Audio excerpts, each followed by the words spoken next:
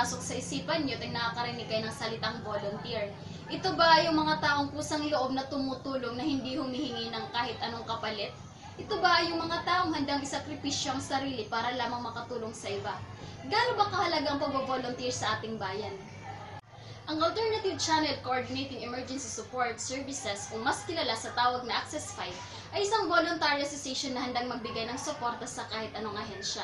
Ang grupong ito ay tumutulong tuwing mga aksidente sa komunidad o kahit anong pampublikong pangyayari sa pamamagitan ng paghahati ng impormasyon sa mga ahensyang handang magresponde. Panoorin ang aking pakikipanayam kay Ginoong Leandro Fornillos, Chairman ng Access 5 Santa Fe Group at isa rin siyang Board of Directors sa nasabing grupo. Access 5 is Alternative Channel Coordinating Emergency Support Services 5 Incorporated. Isa siyang organization ng mga ham radio operators sa Region 8.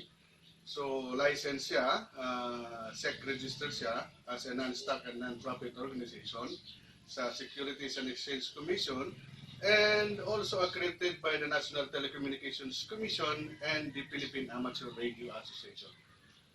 So, paano po ito nakakatulong sa lipunan at mamamayan? Ang Access 5, being an organization of ham radio operators, sila yung nagiging alternative channel or nagiging way of communicating to a concerned agency, like for example, during disasters and calamities. So, naipapaabot natin yung ating mga situation sa isang particular na lugar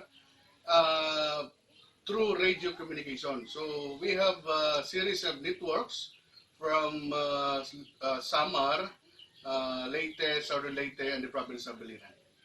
So sa ngayon, sir, ano po ba ang programa ng Access 5? The Access 5 is aiming or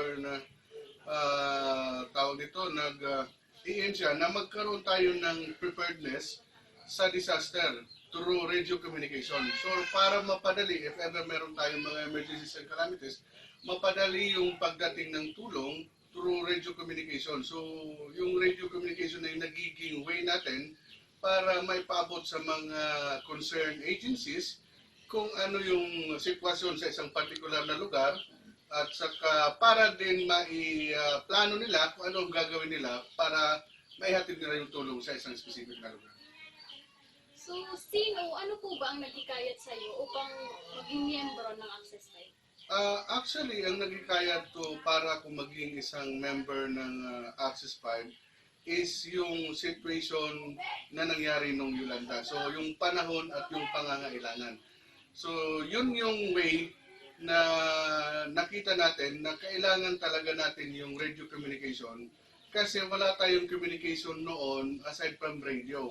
Kasi back down yung cellphone natin, wala tayong landline, walang cellphone, walang information na nagpi-feed in sa mga mamamayan.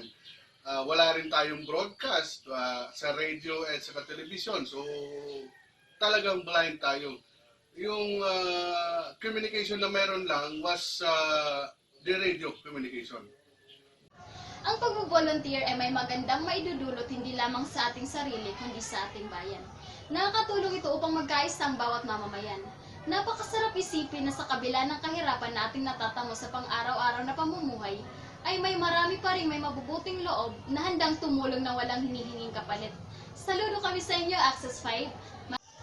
Maraming salamat sa panonood sa aking dokumentaryong pinamagatang To the Rescue. Ito po si Franz Joshua Mercado ng Bachelor of Arts in English Language 2A na nagsasabing free will is a good will.